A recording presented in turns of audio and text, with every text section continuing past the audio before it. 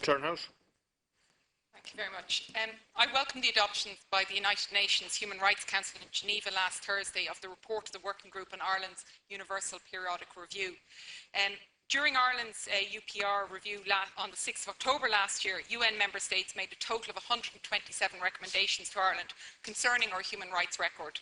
And as the leader knows, I have noted under the order of business before that the government immediately accepted 26 recommendations, were unable to support 15 and undertook to further examine 50.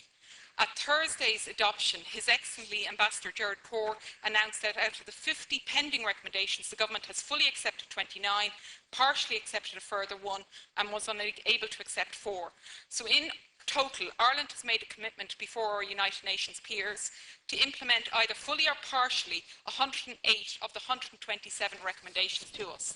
And I would like to note about last Thursday's hearing, I'd like to really applaud Ireland's civil society organisations for their very valuable and committed engagement to the UPR process, and I commend their representatives who spoke so eloquently at the adoption of Ireland's working group report. And I welcome Ambassador Corr's announcement that he'll publish a voluntary interim progress report on implementation in October 2013. But as this first cycle of UPR comes to a close, the process doesn't end.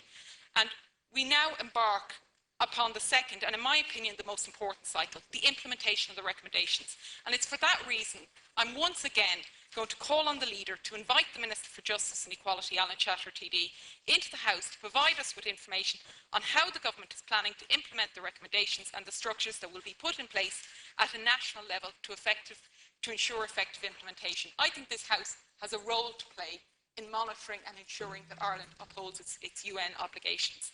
Secondly, and briefly, Leader, in light of the electoral amendment bill debate in the House last week and the commitment by Minister Hogan and the vote that we took place, I'd ask you as Leader to call on the Minister for Public Expenditure and Reform, Brendan Howlin, to bring in a system of vouched expenses for the party leader's allowance without any delay. Thank you.